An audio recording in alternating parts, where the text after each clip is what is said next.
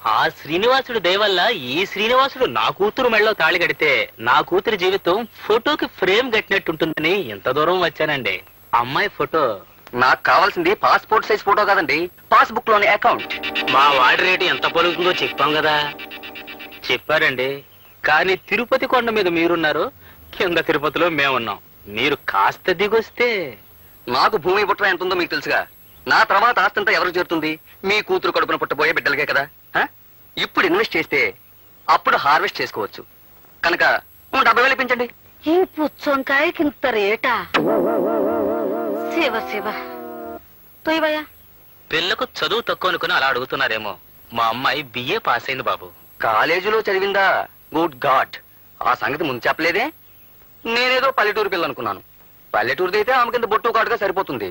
చదువుకున్న పిల్లకి పౌడర్లు, స్నోలు, లిప్స్టిక్స్, అబ్బబ్బబ్బ ఎంత ఖర్చు. పైగా మీ అమ్మాయికి 18 సంవత్సరాలు అంటున్నారు. ఇంకో 82 సంవత్సరాలు భరించాలన్నమాట. బాపురే. పోనీ ఓ పందేరా అబ్బి, 82 సంవత్సరాలు దాన్ని చేసుకో. 18 ఏళ్ళు పోషిస్తే సరిపోతుంది, ఖర్చు ఉండదు. బామ్మగారు, మీ పని మీరు చూసుకోండి. ఇందాకడి నుంచి చూస్తున్నాను. పాపం ఆయన పిల్లనిద్దామని వస్తే మీ ఇద్దరు ఆయన అలా కుమలు పడుస్తారేంటి? ఓరే అబ్బాయి, నీ ఇంటికి రావాల్సిన పిల్ల నీ చిటికి నేలు పట్టుకుని ఒద్దిగ్గా రావాలిరా. అంతేకాని వేలకు వేలు పట్టుకుని దర్పంగా కాదు. చాలా చాలా అమ్మ చెప్పొచ్చు. వద్దు నిలబడి అంతా నీతో చెప్పేవాళ్లే. కావాలంటే నీ మనవడికి ఇచ్చి కట్నం లెక్కలు పెళ్లి చేసుకో. వెళ్ళరా. ఇదిగో చూడండి, 70,000కి దమ్మిడి తగ్గం. మరీ అంత కష్టం అనిపిస్తే ఒక దండం పెట్టి వెళ్ళండి. అమ్మా, సంతకెళ్ళి కుమ్మే ఎద్దును కొనబోయాను. నాకు ఒక్కగానొక్క కూతురు, చదువుకుంది, అందగత్తె కూడాను. ఇప్పుడు అక్కడ జరిగిన మాటల్లో మీకు మనవాళ్ళు ఉన్నారని తెలిసి. అయ్యో బాబు, పెళ్లి కావాల్సిన నా పెద్ద మనవడు ఏం చదువుకోలేదు మరి. ఇప్పుడే కదా బామ్మగారు చదువుకున్న వాడిని చూశారు. నా బిడ్డ భవిష్యత్తు బాగుపడాలంటే చదువు ముఖ్యం కాదు, సంస్కారం అని అర్థమైంది నాకు. మీ ఇంట్లో అడుగు పెడితే నా బిడ్డ సుఖపడుతుందన్న నమ్మకం నాకు ఏర్పడిందమ్మా. సంతోషం. నా మనవడికి కూడా ఒక మాట చెప్పాలిగా. వాడిప్పుడు పని మీద పట్నం వెళ్ళాడు.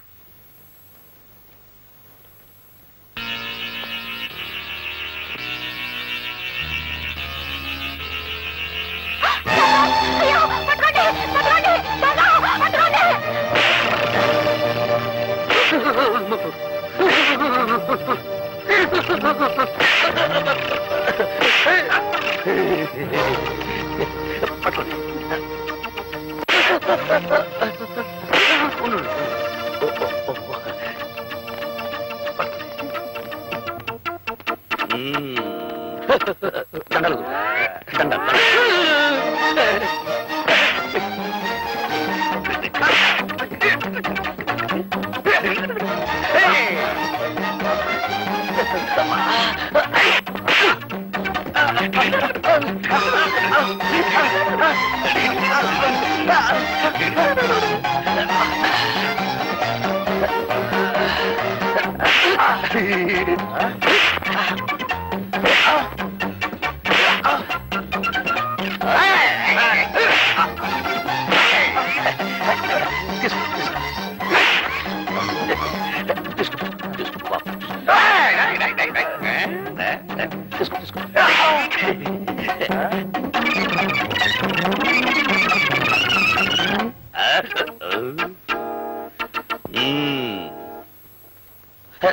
సంచులు అన్నీ ఉన్నాయో చూసుకోండి. థ్యాంక్స్ అండి. అంటే చాలా కృతజ్ఞురాల్ని అని. పాప మీకు చాలా శ్రమించినట్టున్నాను. దాంతే ఉండదండి. పార్వతి, ఏమైందే? మీరటు బస్సు ఎక్కారు, ఈవిడిటి మంచం ఎక్కారు. ఆయాసం తిరగబెట్టింది. అయితే మీ అమ్మాయికి మందులు రాసిచ్చి గంట అయింది. ఇంతవరకు మీ అమ్మాయి వస్తేనా? ఏమిటమ్మా ఎంత ఆలస్యం? ముందా మందులు ఇటివమ్మా. ఎంతకీ ఇతనెవరు? ఓ రౌడీ. రౌడీయా? ఈయన కాదు నాన్న. ఓ రౌడీ నా బ్యాగ్ పట్టుకొని పారిపోతుంటే ఈయన వాడిని చితకతన్ని నా బ్యాగ్ నాకు ఇప్పించారు. చాలా కృతజ్ఞుడి బాబు. ఎంతకీ మన దేవురు? దిబ్బల పొలండి. వస్తాను. అలాగు బాబు. దెబ్బల పాడమా? ఎవరి తాలూకా? నారాయణమ్మ గారు మనవుండండి. వస్తాను. అలాగు బాబు. నారాయణమ్మ గారి మనవడవా? కొంప తీసి ఆవిడ గారి పెద్ద మనవడివి కాదు కదా? నేనెవరి కుంప తీయలేదు కానీ ఆవిడ పెద్ద మనవుండేనండి. వస్తాను. అలాగు బాబు. మరి ఆ మాట చెప్పవే. లోపలికి రా బాబు. వద్దులండి. రా బాబు. వద్దులండి. రమ్మంటుండి. రా బాబు. నా గొడుగు, నా గొడుగు, గొడుగు. ఏమై, మన అమ్మాయికి సంబంధం చూడడానికి వెళ్ళొచ్చాను కదా. ఇతను ఎవరో కాదు, మన కాబోయే అల్లుడు. అవును బాబు, మా అమ్మాయి సంబంధం దృష్ట్యా మీ బామ్మగారిని కలిశాను. కానీ నువ్వు అప్పుడు అక్కడ లేవు. దైవేచ్ఛ నువ్వే ఇక్కడికి వచ్చావు. బామ్మ ఏముందండి? ఆవిడ ఒప్పుకున్నారు. ఇక నువ్వు అంటే చాలు. ఒప్పుకున్నారా? అయితే నేను కొంచెం ఆలోచించాలండి. ఎందుకు? నీకేమైనా కట్నం ఇవ్వనని? కట్నం ఇచ్చేటట్టుంటే అసలు నేను పెళ్లి చేసుకున్నాను. మరైతే చదువుకోలేదని సందేహమా? మా అమ్మాయి బిఏ చదువుకుంది బాబు. అదే కాస్త ఇబ్బందిగా ఉందండి. వారేమో అంత పెద్ద చదువు చదువుకున్నారు, నేనేమో ఒట్టి. కావచ్చు, విద్య కంటే గుణం ముఖ్యం. ఈ పెళ్లికి ఒప్పుకో బాబు. నేను ఒప్పుకోవచ్చు అనుకోండి, కానీ చదువుకున్న వారు ఒప్పుకోవాలిగా. అమ్మాదేవి, నువ్వేమంటావమ్మా? ఈ పెళ్లి నీకు ఇష్టమేనా? నానా, మీ ఇద్దరి మాట నేను ఎప్పుడైనా కాదా నానా? మీ ఇష్టమే నా ఇష్టం. మా అమ్మాయి ఒప్పుకుంది, మరి మీరు? మీరు ఒప్పుకున్నారు, వారు ఒప్పుకున్నారు, వీరు కూడా ఒప్పుకున్నారు, బామ్మ ఒప్పుకుంది, నేను ఒప్పుకున్నాను.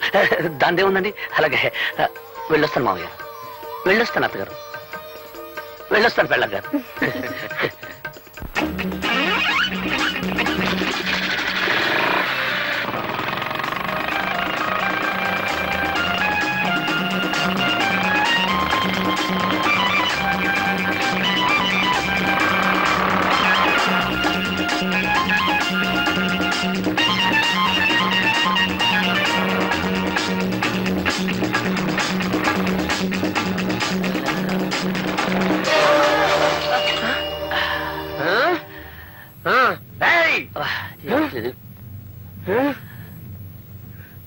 వదులు.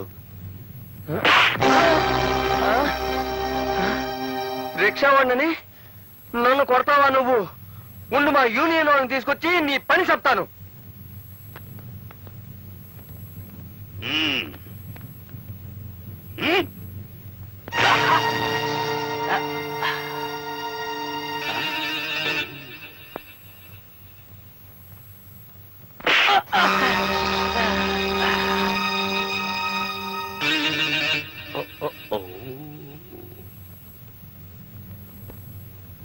ఇదొక్క పట్టుకో, వాడి సంగతి నేను చెప్తాను.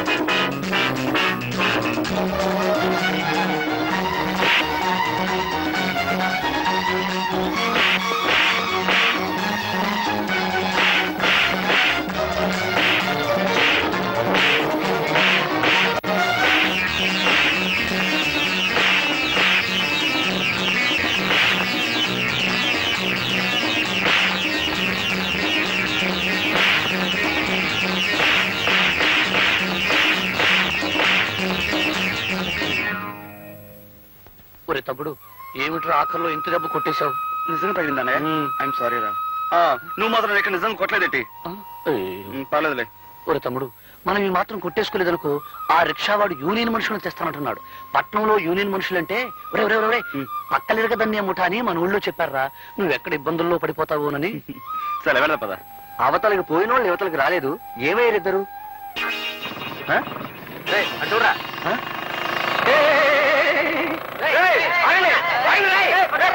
అన్నయ్య, అసలు పట్నం ఎందుకు వచ్చావు? కాలేజీ మూసేస్తున్నారు కదా, నేను ఇంటికి తీసుకెళ్దామని వచ్చాను రా.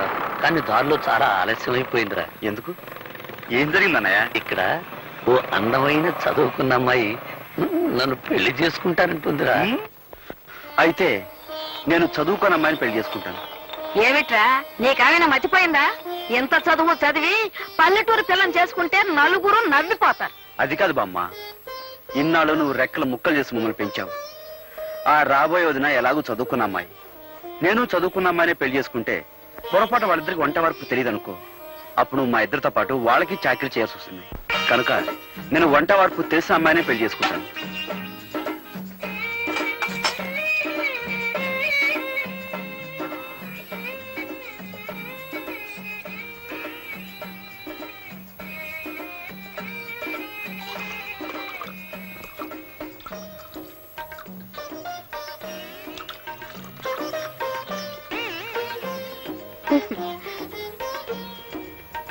ఈ వంట వరపు ఏడ్స్ మొహం గడుకున్నట్టే ఉంది. ఇద్దరి కాఫీ కలపడానికి ఇంత గంగాళమా? ఇటిబు నా బొంద.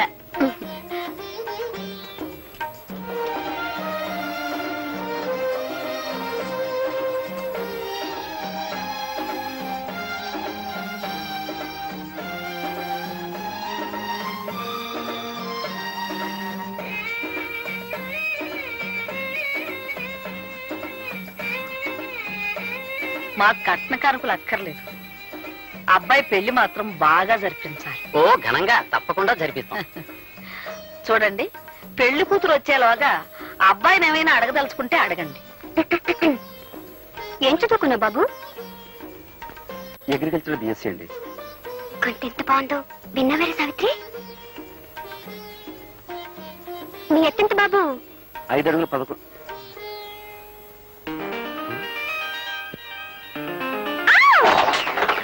ఏమిటా చప్పుడు? అదిగోనమ్మా పెళ్లి కూతురు. పెళ్లి కూతురా? పెళ్లి కూతురు లక్షణంగా ఉంది.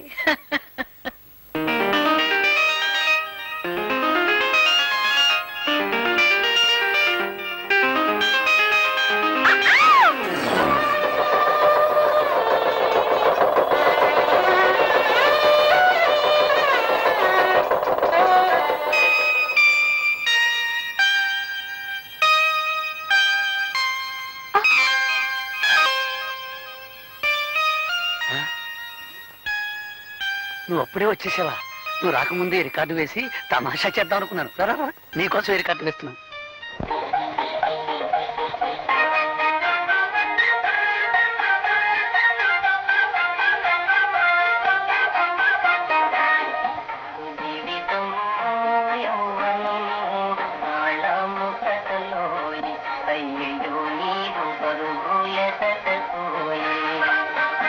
ఇప్పుడే పాట.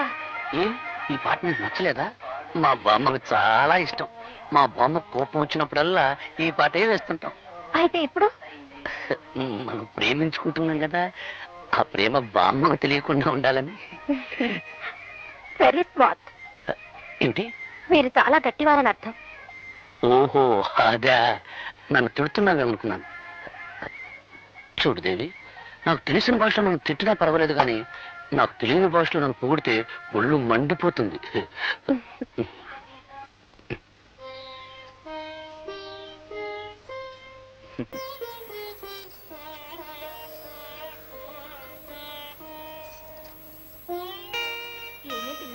మీ ఆయన బాగా చదువుకున్నాడంటగా? అవును. నువ్వెంత అదృష్టవంతురాలువే. మీ ఆయనకు ఉద్యోగం వస్తుంది, నువ్వు పట్నం వెళ్తావు. నీదంతా రాజభోగవే తల్లి. ఏమండి, ఏమిటి? మనం పట్నం ఎప్పుడు వెళ్ళిపోతున్నావు? పట్నమా? అక్కడ మనకేం పని? మా ఊళ్ళో వాళ్ళంతా నువ్వు చదువుకున్న వాడిని పెళ్లి చేసుకుంటున్నావు, నేను చక్కా పట్నంలో కాపురం పెట్టేయచ్చు అన్నారు. అందుకని. ఓహో అలాగా. కానీ నేను చదివింది అగ్రికల్చర్ బిఎస్సీ. అంటే ఆ చదువు ఇక్కడ వ్యవసాయం చేయడానికే పనికొస్తుంది. ఏమండి, బిఎస్సీ అంటే ఎన్నో క్లాస్ అది? ఎన్నో క్లాస్ అంటే 15వ క్లాసు. అయితే ఇంకేమిటండి, 3వ క్లాస్ చదివిన మా శకుంతలే పట్నంలో పెద్ద ఆఫీసర్ ఉద్యోగం చేస్తుంది. మీరు 15 క్లాసులు చదివారు కదా, మీకు ఇంకా పెద్ద ఉద్యోగం వస్తుంది. నీ లెక్క ప్రకారం 3వ క్లాస్ చదివిన దానికి పెద్ద ఆఫీస్ ఉద్యోగం వస్తే నేను పెద్ద చదువు చదివాను కదా, అందుకని రోడ్డు మీద పులుకులు బజ్జలు వేసుకుని బతకాలన్నమాట. నేననేది చూడలి, నేను ఒక విషయం చెప్పనా? నాకు వ్యవసాయం చేయడం అంటే ఇష్టం, అది నా వృత్తి. పైగా ఇక మాకు బోర్డు భూములు ఉన్నాయి. ఓహో అలాగా.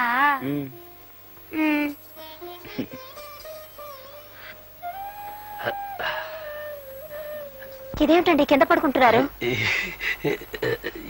ఏలే శ్రీదేవి, నేను నిద్రలో దొర్లుతాను. ఒకసారి ఏం జరిగిందంటే, నేను మన ఇంట్లో పడుకుని మున్సిపు గారి వరండాలో తేలాను. అందుకని నువ్వు పడుకో. పోనీ ఒకవేళ బామ్మ గారే పట్నం వెళ్ళమన్నారు అనుకోండి. నన్ను మా అన్నయ్యని విడిచిపెట్టి మా బామ్మ ఒక క్షణం కూడా ఉండలేదు. చూడాలి, పైగా మా అమ్మ నాన్న 3 ఏళ్ళప్పుడే పోయారు. 3 ఏటికి వాళ్ళు పెళ్లి చేసుకుని ఇద్దరిని కన్నారా? అదేలాగబ్బా ఎవరిరా ఇది? మర్చిపోయారా నేను మీ సర్లే, ఆ పెళ్ళాన్నండి. విషయం నాకు డౌట్ లేదు, లోపల పెట్టు. మా అమ్మ నాన్న పోయింది వాళ్ళ 3 ఏళ్ల వయసులో కాదు, నాకు 3 ఏళ్ళప్పుడు. ఓహో అలాగా అయితే మనం పట్నం వెళ్ళడం లేదు. చూడలేకమ్మా, మా వదిన కూడా నాలాగే చదువుకున్న ఆవిడ, పైగా పట్నం పిల్ల. అలాంటి ఆవిడే ఈ పల్లెటూరు సర్దుకుపోతుంది. నువ్వేం పట్నం పట్నం అన్నావు అనుకో, నలుగురు నవ్వుతారు. ఏమిటి ఆలోచిస్తున్నావు? ఉమ్, అవునా? ఉమ్. మర్రా. సావిత్రి శ్రీదేవి ఒక పట్నం వెళ్తామనేంత వరకు మనం వెళ్తామనకూడదన్నారు బావగారు. ఉండు, అక్కేం చేస్తుందో చూద్దాం.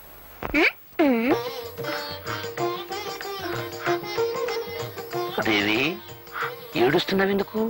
ఆ, మిమ్మల్ని కట్టుకున్నందుకు. చూడండి, మా ఇంట్లో నేను ఒక్కరోజు కూడా వంట చేసింది లేదు, కనీసం పొయ్యి కూడా వెలిగించలేదండి.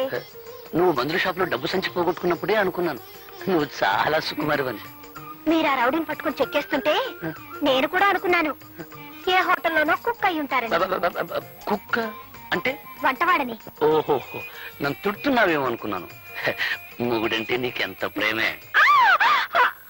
ఏమిట్రా, ఏం జరిగింది? ఏం లేదు బామ్మ, ఈ సుకుమారి ఉల్లిపాయలు తరగటానికి బదులు చెయ్యి కోసుకుంది పాపం. అయ్యయ్యో, వంటింట్లో ఇదంతా సహజం రా. నువ్వులేమ్మా, నేను చేస్తాలే. నువ్వు ఉండు బామ్మ, ఇన్నాళ్ళు మాకు వంట వండి పెట్టింది చాలు గానీ కోడలు వచ్చా కూడా నువ్వు చేయడం ఏమిటి? నువ్వు పద. పర్వాలేదులేరా, చిన్న పిల్ల. నువ్వులేమ్మల్లే. నువ్వు పదవే, తను చేసుకుంటుంది. నువ్వు పద, పద. పడిపోతాను. పద. అక్క ఏమిటి నువ్వులే లే. మనం తాళి కట్టించుకున్నందుకు ఇక్కడైతే ఎగతాళే మిగులుతుంది.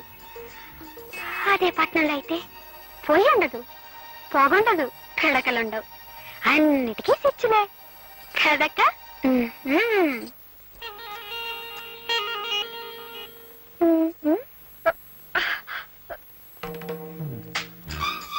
ఏంటక్క పాపం పిడకలు చేస్తున్నావా? అయ్యయ్యో, నీ చేతులు వాసనైపోతాయి. ఉండు, నేను ఇప్పుడే వచ్చేస్తాను. అత్తగారింట్లో అన్ని పనులు చేసి సీతామహాలక్ష్మి అనిపించుకున్నారు. కర్మ, ఈ పేడ ఇంత కప్పు కొడుతుందని నాకేం తెలుసు? టంట టంట లల్లలా. అక్క, నీ పెట్టి నుంచి తెచ్చాను సెంటు. ఛీ. ఆ, ఇప్పుడు పేడ చేతులు పెట్టు. చూసావక్క, సీసాడు సెంటు పోసాం. ఈ పల్లెటూరులో ఇంత సెంటు కూడా పేడ కంపు కొడుతుంది. అదే పట్నం అనుకో, ఆముదం కూడా ఎర్ర ఉప్పులుకొని సువాసన వచ్చేస్తుంటుంది.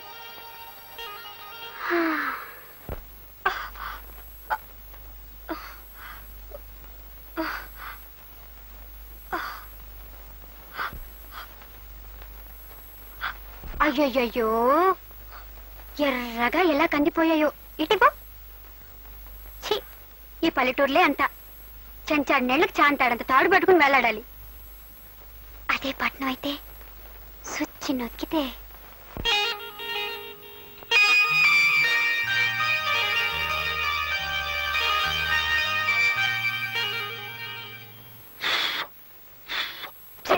మీరు 1000 చెప్పండి, 1,00,000 చెప్పండి, మనం పట్నం వెళ్ళిపోదామండి. ఏమండి?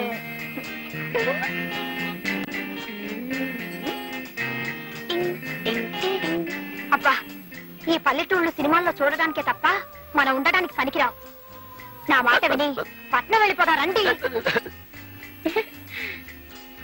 వదిన గారు అడగలన్నారు కదా, అడిగారు. మరి పట్నం బయలుదేరదామా? వదిలి అడిగింది సరే, మరి అన్నయ్య ఒప్పుకోవాలిగా.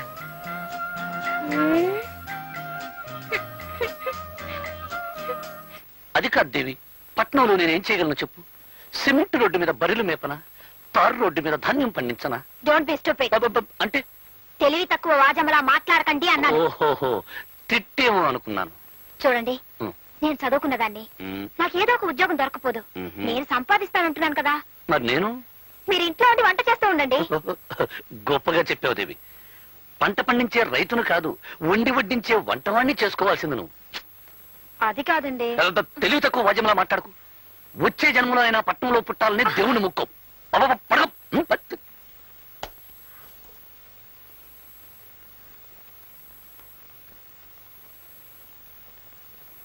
కసురుకున్నట్టు మాట్లాడితే ఈయన మరీ కష్టమంటున్నారు. మీరే దేవుడని చెప్పి బ్రతిమాలితే